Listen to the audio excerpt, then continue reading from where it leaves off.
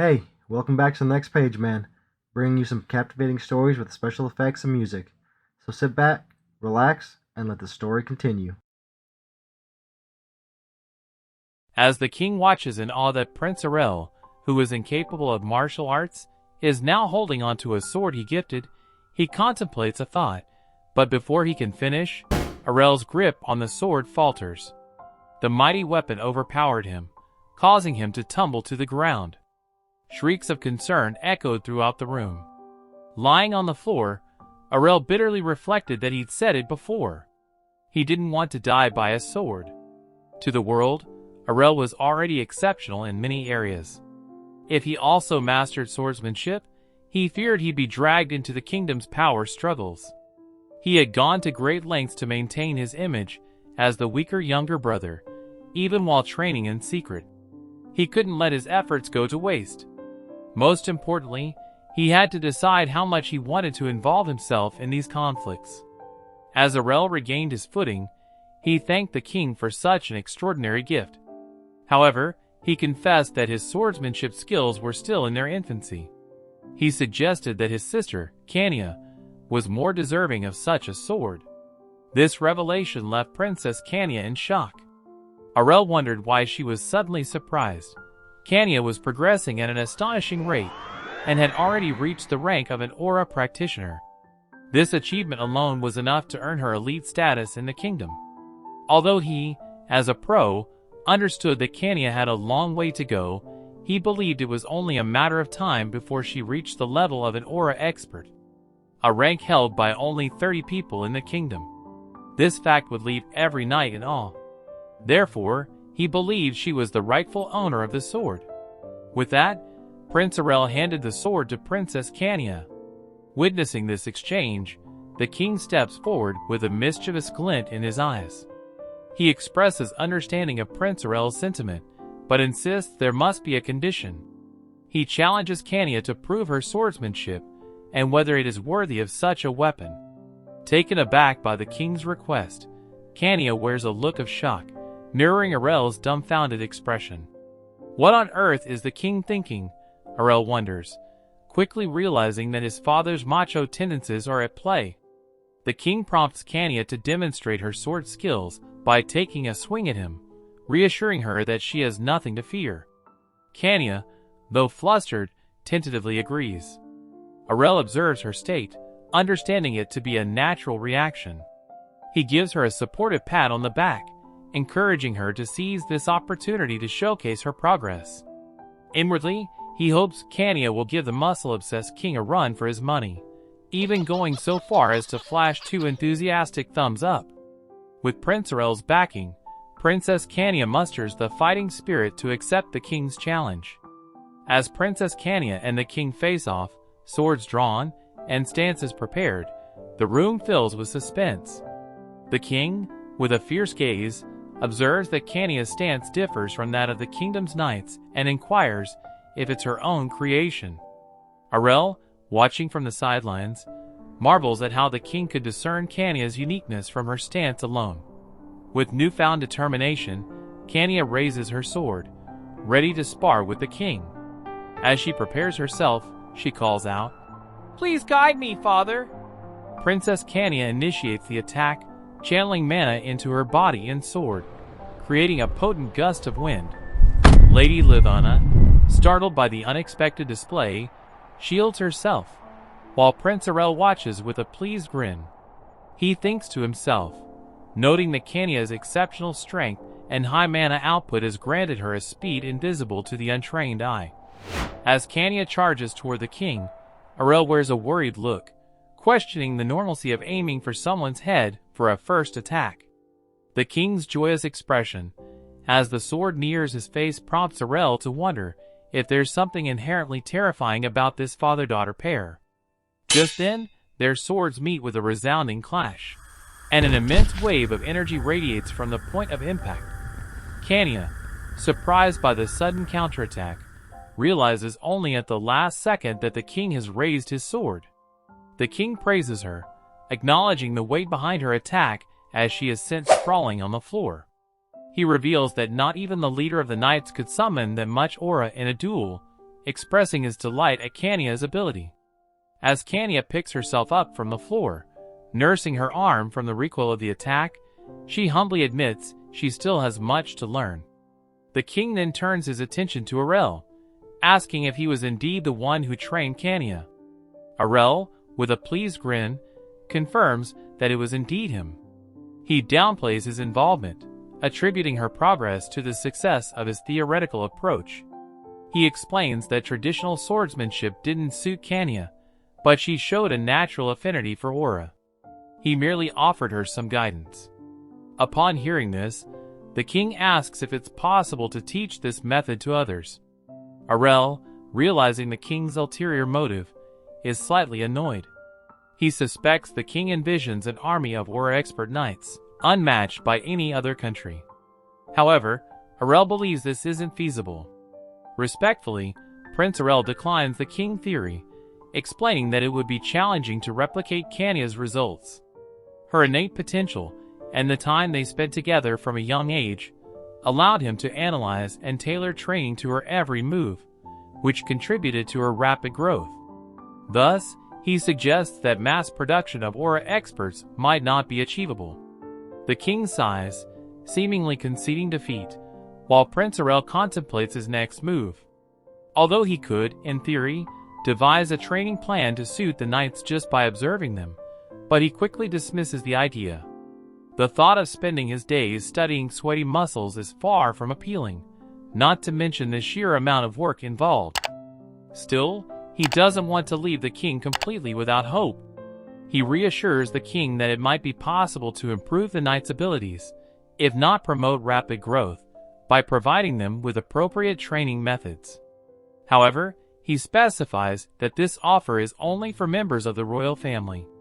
Understanding the implications, the king agrees, recognizing the benefits this might bring to his lineage. Arel is pleased to see the king's understanding, since there is no need to strengthen the other nobles, who are like hyenas to the king and could potentially cause more trouble. The king firmly agrees to Arel's conditions, promising to share the secret method only within the royal family, and with that Prince Arel can't help but smile at the thought of his training technique being passed down through generations of royalty. It's as if his personal diary is becoming a national treasure. His humble smile soon morphs into a greedy grin. He knows the knights will have to endure intense training for this transformation, but they will need to persevere. Several months later, a loud crash echoes through the palace corridors, startling passing maids. Inside a training room, the king stands amidst the rubble and dust, drenched in sweat. He wipes his sweat and reflects on his progress. He's finally reaching the level of a peak expert.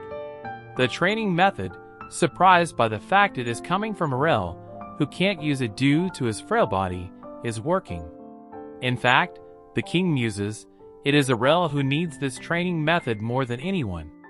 Resolved, the king decides to take action to provide Prince Arel with some help. Meanwhile, in the garden of the concubine's castle, Prince Arel is contentedly munching on a plateful of cookies, while Princess Kania sips her tea. Just then, they learn an exclusive knight is coming. The servant reaffirms that these would indeed be Arel's personal, exclusive knights, as he places a stack of applications on the table, noting that many talented knights, personally selected by the king himself, have volunteered for the role. Arel, a cookie in hand, peruses the documents, noting that these are children from prestigious households, who, a few years prior, wouldn't have given him the time of day.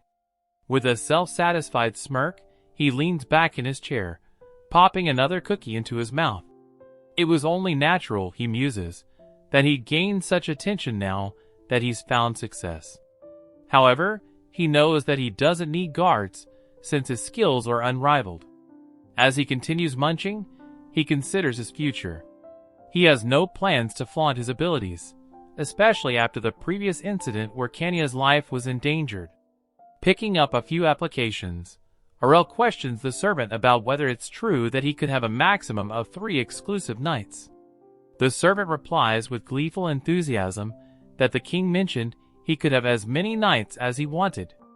Arel, slightly taken aback, assures him that he doesn't need quite that many.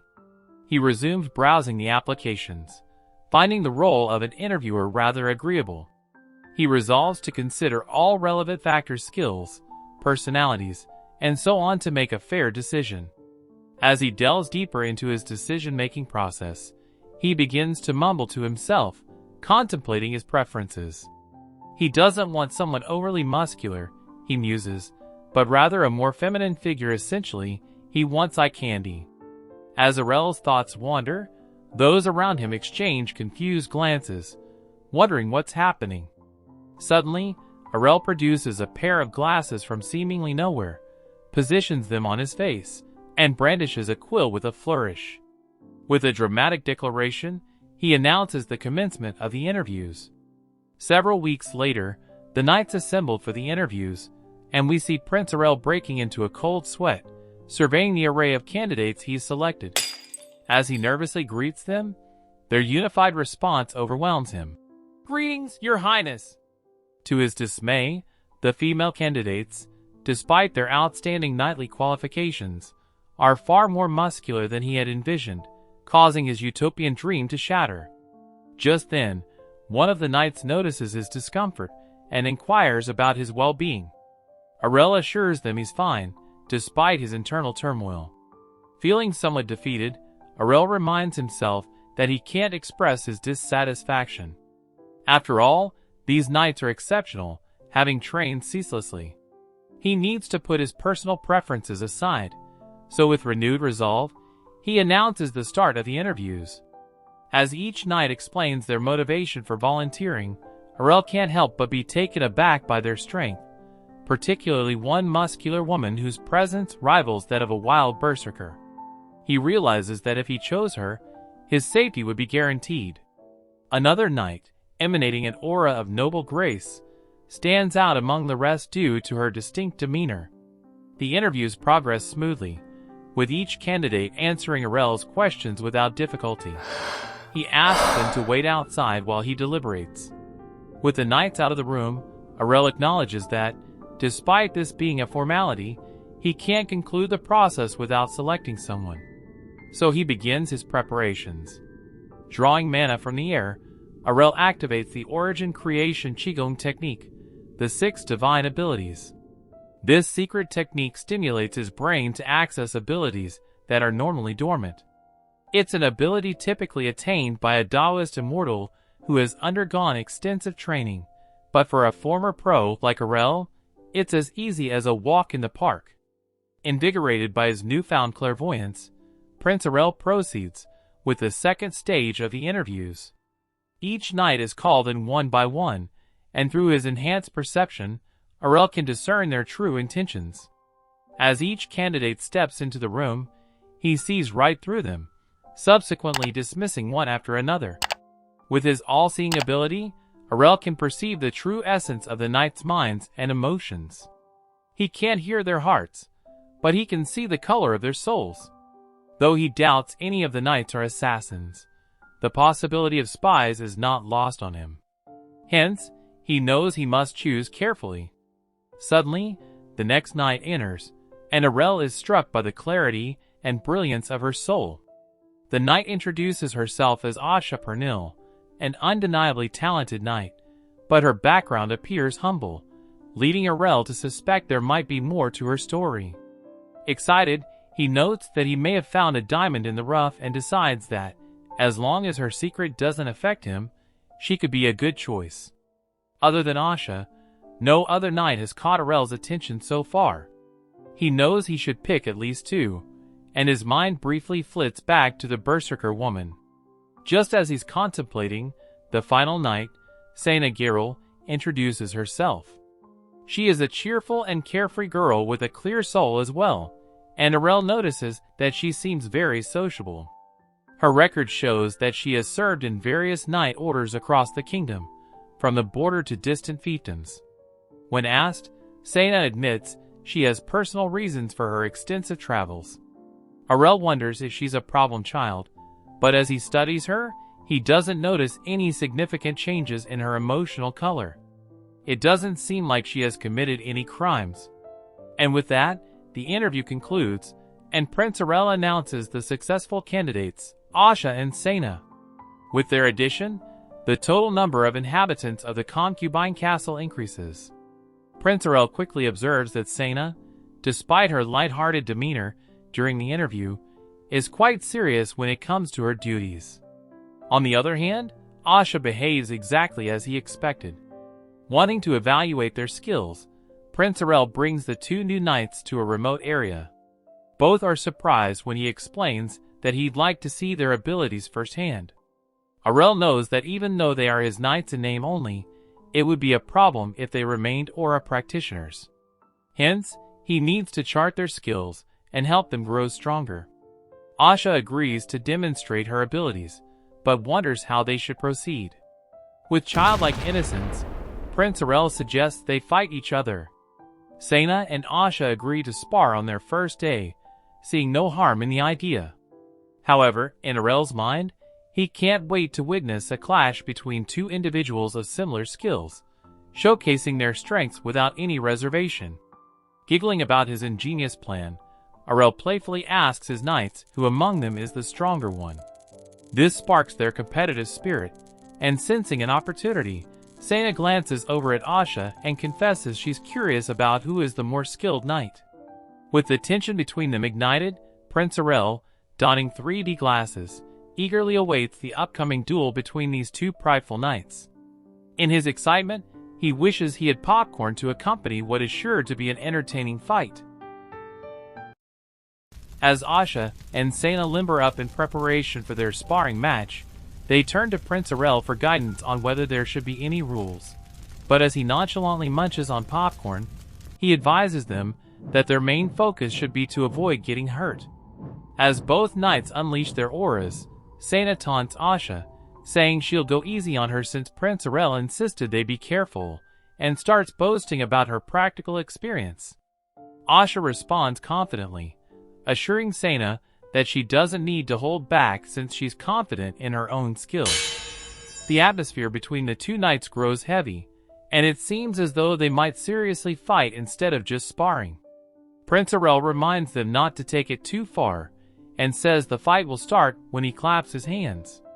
But before he can give the signal, the knights clash with each other, causing Prince Arel's seat to be thrown off the arena. Picking himself up and looking disheveled, Prince Arel thinks he did tell them to take it easy. However, he understands their desire to show off their strength. As the fight takes off, Prince Arel observes the duel keenly and begins to analyze their skills, noting that their bodies are already in excellent condition.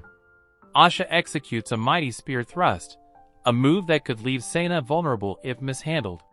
Sena, however, stands resolute, and Prince Arel observes that she activated her aura within her eyes, allowing her to skillfully dodge the attack and counter the spear's path. Arel notes that she relied on her sight rather than her senses to predict the attack, likening her instincts to a wild beast's. After dodging, Sena spots a window of opportunity to land a powerful punch on Asha's torso. Arel acknowledges the inherent drawback of spears, the wielder's vulnerability when an adversary closes in, and wonders how Asha will respond. To his astonishment, Asha delivers a swift kick that sends Sena skirting backward.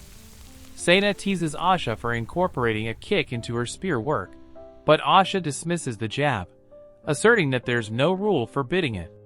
As Arel spectates their intense combat, he takes note of their escalating aura of power, suspecting that their competitive spirit won't allow them to cease until blood is drawn.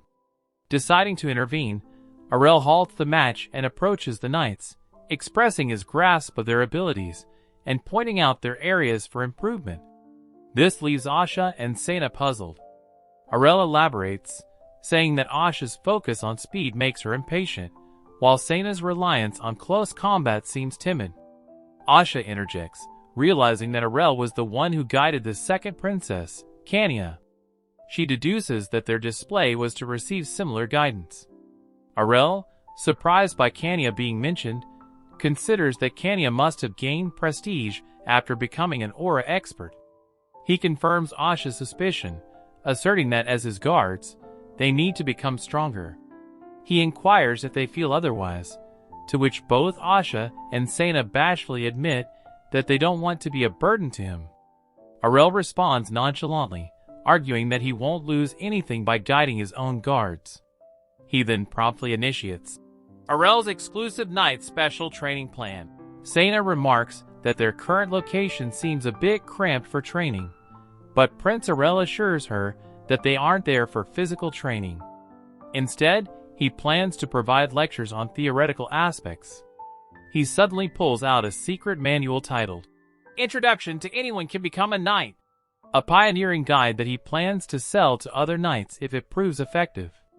However, after a few hours, both Sena and Asha are left bewildered. Asha struggles to grasp the concept of circulating mana throughout her body to enhance her aura, while Sena finds the entire material incomprehensible. This feedback leads Arel to conclude that his guide isn't ready for public consumption yet. Regardless, Arel didn't expect the two knights to comprehend the complex material right away, so he begins his lecture. He explains that the amount of mana a person can store varies, because the knight's mana paths are currently blocked.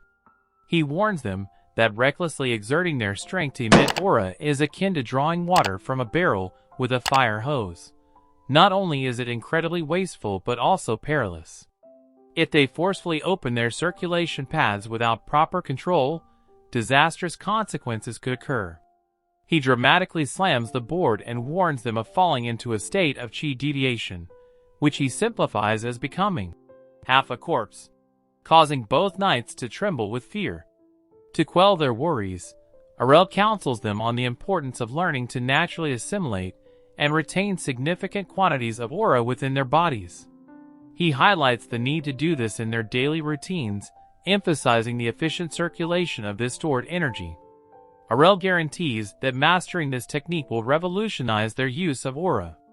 This explanation seems to resonate with Sena and Asha, as they nod with understanding.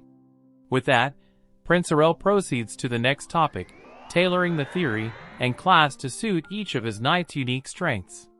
Arel's Special Training Plan Chapter 2. Prince Arel begins with Sena, advising her to focus more on her aura manipulation. Sena retorts, claiming her current aura usage is satisfactory, prompting Arel to challenge her to concentrate her aura on her other arm and both legs simultaneously. Struggling with the task, Sena demonstrates her limitation. She can only concentrate her aura in one place at a time. It's not that she can't envelop her entire body with aura, it's just that she instinctively directs it to areas of immediate need, leading to rapid aura depletion. Exhausted and frustrated, Sena collapses, admitting her inability to maintain simultaneous aura flow while keeping her senses alert. Seeing her struggle, Prince Arel decides to intervene. He approaches Sena and holds her hands, explaining that focusing on the difference in body temperature could help her concentrate her senses on her palms, a trick to help her control her aura better. Gradually, Sena begins to sense the aura flow, and to Prince Arel's delight, a vibrant red aura illuminates both her hands. Sena, grateful for his guidance, compliments the prince on his soft hands, clasping them eagerly like a famished bear. Caught off guard by her behavior, Prince Arel gently reprimands her, insisting she focuses on the training. After some time, Sena masters the technique, her face glowing with the thrill of her newfound skill. However, Prince Arel senses something amiss and briefly wonders if he might have made an error in his teaching. Yet, he dismisses his doubts, satisfied with the results of the training session.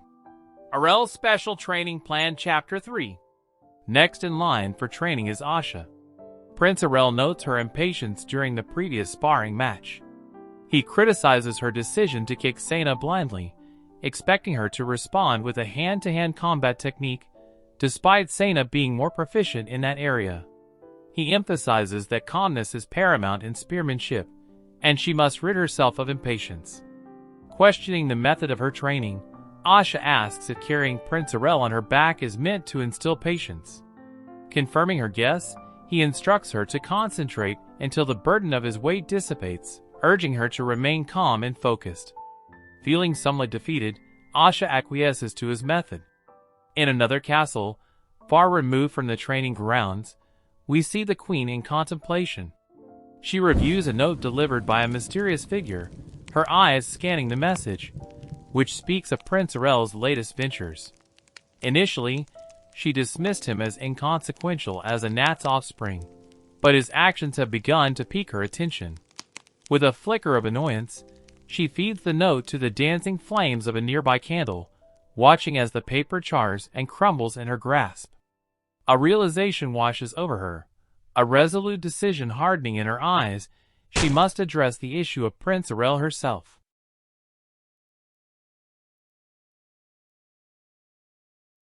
Within the verdant expanse of the concubine's castle forest, Asha relentlessly presses on with her training. Demonstrating her newfound might, she sends a tree splintering apart with one swift move. Under Prince Arel's guidance, she feels her strength surging. Despite the intensity of the training, she contemplates whether she's truly worthy of the prince's focused guidance. The story then delves into Asha Purnell's past, revealing her origins as a noble from the now-defunct Purnell family. The Purnells, while not particularly wealthy, led a peaceful existence in the rural outskirts, a tranquility that was shattered when famine, brought on by monstrous invasions, laid waste to their world. As their home succumbed to flames and devastation, Asha recalls the heroic sacrifice of her father when he barricaded the door against the monster onslaught, urging his family to escape, entrusting young Asha with the future of their family, a responsibility that still weighs heavily on her. Time marched on, and the noble families that once shared cordial relations with the Purnells turned their backs on Asha. Left with no other choice, she enlisted herself in the ranks of the knights to sustain herself. Her innate martial prowess allowed her to awaken her aura swiftly, leading to her placement in the royal capital within the 15th Knight Order. This was the kingdom's lowest-ranked order, a motley crew of the least respected knights. The worst among them was their leader, an indolent, underachieving knight commander who had only achieved his rank due to his connections. Despite his age, he was merely an aura beginner. A sudden glimpse into an unsettling encounter between Asha and the knight commander unfolds, and his unwelcome advances, under the pretense of offering her special training and drawing eerie parallels between her and his daughter, left a sour taste in her mouth. Frustrated, she channels her anger into another powerful strike, crushing yet another tree. Feeling a sense of relief, Asha contemplates how satisfying it would be to vent her anger on the knight commander the next time they cross paths. She reflects on her initial desperation that led her to apply for the position of a guard, never imagining she would be accepted so readily. With this new opportunity, she could improve her family's living conditions. She just needed to save a little more to afford her brother's academy fees. As she considers all the good fortune that's come her way recently, she can't help but attribute it to Prince Arel. She makes a mental vow to repay his kindness, no matter what it takes. At the same time, we explore Sena's reasons for deciding to serve as a guard. Waking up at the crack of dawn, a servant commends her early rising habit. She modestly attributes this to her still getting used to her new responsibilities, ending the conversation on a positive note by thanking the servant and wishing him a pleasant day. Sena Gerald's roots are in a family of mercenaries. Growing up in a tribe that served no single country, they were wanderers, constantly on the move. One day, her father reveals to her that their way of life is changing. The last war with the Empire, 30 years prior, brought a period of peace that reduced their income, and he feared that mercenaries like them would soon have no role to play. He urges her to go out into the world, promising to handle the stubborn old men who cling to their mercenary ways, and believing it's time for the younger generation to forge a new path. The prospect of leaving her tribe didn't bother Sena, and she found the knight training quite within her capabilities. Yet she was caught off guard by the sudden and tragic end to her father's feud with a corrupt lord, as he met his untimely demise, naively believing he could reform entrenched traditions. The memory of a past incident with another knight, strikingly reminiscent of her naive father, invades her thoughts. In this memory, Sena courageously confronted the knight for unjustly labeling innocent villagers as bandits, probing his moral integrity, which caused her to beat him half to death. Upon reflection on this past episode, she realizes she is devoid of regret. Instead, a profound wave of relief engulfs her. Since then, Sena has found herself frequently assigned to perilous regions. Eventually, she chose to volunteer as an escort knight for Prince Arel. Despite the hardships she faced, she feels oddly fortunate about her new role. Prince Arel, albeit appearing idle at times, struck her as humble and unexpectedly charming. His hands, soft to the touch, stirred an unusual warmth within her. This feeling was new to her, and she treasured the kindness she had received from the prince, making a firm resolution to repay it somehow. With their respective resolutions firmly in place, Asha and Sena make their way back to Prince Arel or Nija. The prince might not shine in the realm of martial arts or magic, but he's demonstrated prodigious intellectual prowess. His innovative creations have significantly bolstered the kingdom's economy, and his theories have assisted the second princess in rapidly ascending to the status of an aura expert. These achievements have rightfully earned him the moniker, the Great Grey Sage. Elsewhere, the 13-year-old prince, Arel, is seen luxuriating under a canopy, delighting in his refreshing ade, and celebrating his successful recent months of laziness. Within the castle's regal walls, the king is in a council with his retainers. They broach the subject of the upcoming 14th birthday and the coming-of-age ceremony of the third prince, Arel or Nija. Count Tempest, the first to voice his thoughts, suggests that the ceremony might provide an excellent opportunity for the multi-talented prince. The king echoes the term opportunity with an air of doubt and listens as the retainers ponder the availability of suitable estates to bestow upon Prince Arel. The king questions if their intent is to assign Arel his own territory. To his surprise, they unanimously agreed, confident that no objections would arise against such a proposal, causing him to hold in his rage, accusing them of conspiring to banish Arel under the pretext of the coming-of-age ceremony. Just then, Count Tempest drops another bombshell. He states that Arel's acclaim has spread beyond the lower classes and even reached foreign territories. He subtly suggests that the king might want to consider Arel as a potential heir. This insinuation provokes the king into a furious response. His fist smashes onto the table, and his aura erupts, a testament to his unwavering resolve. He insists vehemently that the crown prince is the indisputable successor, and that Arel has no ambition to claim the throne. However, Duke Gast interjects that rumors of Arel's suitability for the throne are already widespread in other countries. Young noblemen are showing more support for the third prince than the crown prince, swaying public opinion. He warns the king of the potential fallout from this situation, leaving the king in troubled silence. As the retainers present a stack of appeals from concerned nobles, they express their desire for stability within the kingdom. He realizes that these requests, all advocating for Arel to be sent far away, represent an ultimatum from the nobility. Begrudgingly, he agrees to consider their suggestions and asks them to recommend suitable territories for Arel. Back in his office, Prince Arel opens a letter informing him of the outcome of the king's meeting. Understanding the noble's ploy to exile him under the pretense of granting him territory, he bursts into laughter. Excitedly, he exclaims that he now has his own territory. He dismisses any interest in the throne, seeing the nobles as latent threats, and firmly believes that having his own territory far surpasses the dubious honor of being encircled by such conniving figures. Overwhelmed with joy, he shouts his plans to settle down in his new territory and build a house, finally achieving a sense of independence and control. In the frigid realm of Fahelia in the north, where snow blankets the landscape all year round, one risks a frozen end with a careless visit. This is the land reserved as Prince Arel's territory.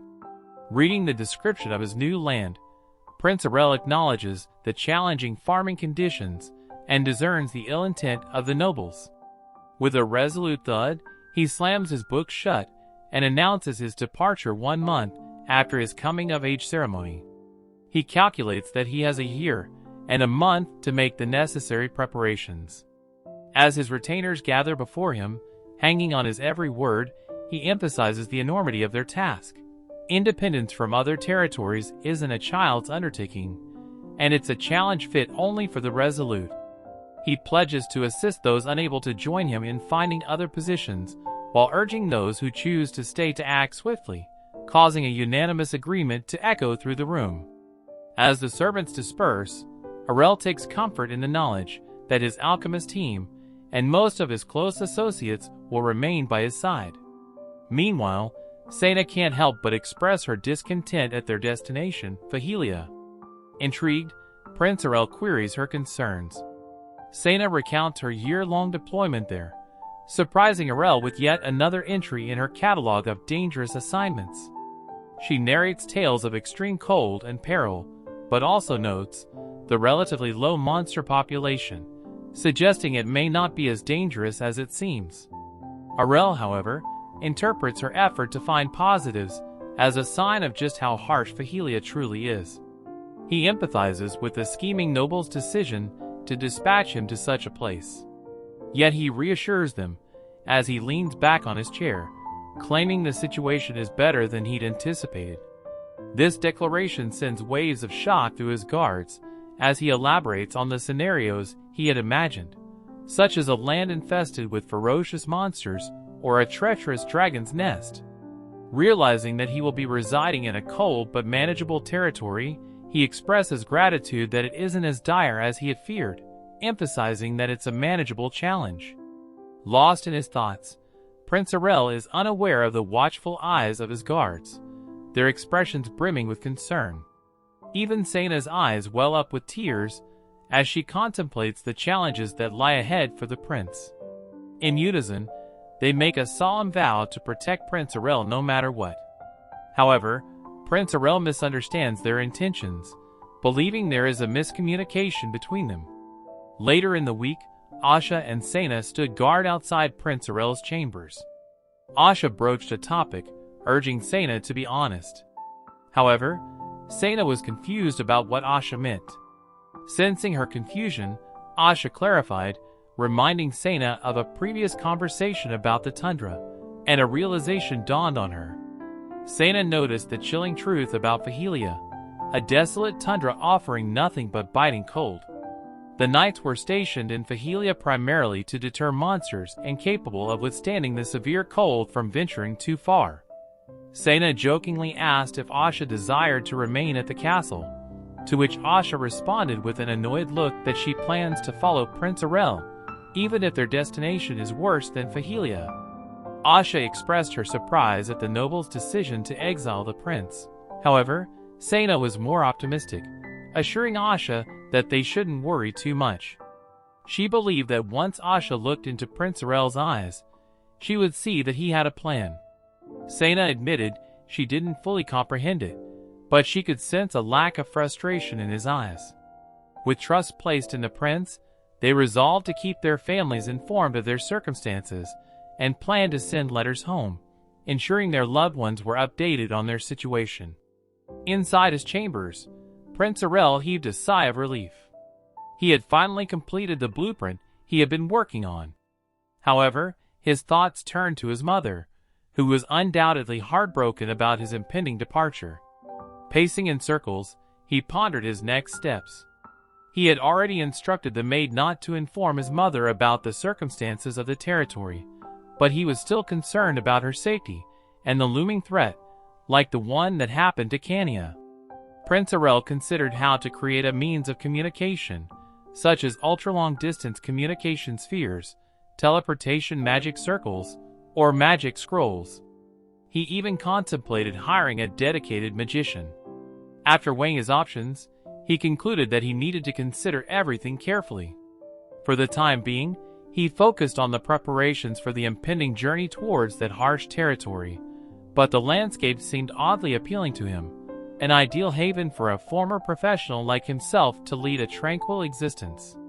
Arel's preparation for independence. Step 1. a group of magicians appeared before Prince Arel, ready to offer their assistance. Among them were Pian and his disciples, familiar faces that surprised the prince. After exchanging greetings, Arel disclosed that he was about to share a secret with them. Pian solemnly pledged that whatever was revealed would remain confidential. Prince Arel then unrolled a blueprint, explaining that they needed to create an item based on its design as quickly as possible. Pian, scrutinizing the plan, realized that this was no ordinary artifact. He looked at Arel in surprise, questioning whether the prince had designed it himself or received it from someone else. Nonchalantly, Arel confirmed that he had drawn the blueprint, an improved version of the brain-activating artifact known as the Sage's Necklace, which he'd previously gifted to Korea. Pian was astounded to learn that, according to the blueprint, this new design promised twice the effectiveness at a tenth of the production cost and marveled at the young prince's innovative brilliance. Prince Arel inquired if they could manufacture it, and Painal was confident they could since the blueprint was flawless. All they needed were the materials. However, Pian, knowing the creator of the original artifact, was at a loss for words. Sensing his hesitation, Prince Arel planned for this and revealed a sack of gold coins from a drawer. This fee, he explained, was for their silence about the project. Pian was unfazed, so Arel unveiled another sack for materials and labor. Generously, he promised more gold for future transactions. At this grand display, the magician's composure crumbled, and they vowed to fulfill the prince's request. Arel, pleased with their response, looked forward to their collaboration, expecting the completion of the project within a month. Little did they know of his boundless ambition. Arel's belief was that money was the most effective way to command obedience. A few days later, the magicians returned, weary but successful, presenting their creation as the Gray Sage's Necklace, a title that Prince Arel swiftly dismissed. Upon examining the necklace, he was pleasantly surprised by its quality and swift completion, so with the prototype approved, he instructed them to mass-produce the necklace. Misunderstanding his request for 50 more pieces as a mere 5, the magicians were stunned when he clarified the number. Despite their evident fatigue, Pian committed to fulfilling the order. As the disciples trudged away, Prince Arel wore a smug smile. Reflecting on their plight, he mused about the harsh and often unfair nature of life. Yet, he thought, for someone like him, who had lived 100 lifetimes, the perspective was quite different. Arel's preparation for independence. Step 2. A lone wagon traversed the night landscape, carrying Asha and Prince Arel, as Arel was busy munching on cookies. Asha questioned their destination, suggesting that he could have ordered whatever he needed. However, Prince Arel insisted that this particular acquisition required a personal touch. When Asha verified that he wished to make a purchase in person, Prince Arel revealed that they were headed to a slave market. As the words echoed in her mind, Asha was shocked. She swiftly cautioned the prince against the idea of buying slaves, interpreting it as a sign of an escalating power obsession. Prince Arel, taken aback by her reaction, realized she had misunderstood his intentions, turning their carriage ride into a tumultuous affair. Hey, that wraps up this episode. Thanks for watching, and I'm sorry for the late upload. I've been recovering from the flu, but I hope you continue to watch my videos and give me feedback. Thank you again, and I hope to see you on the next page.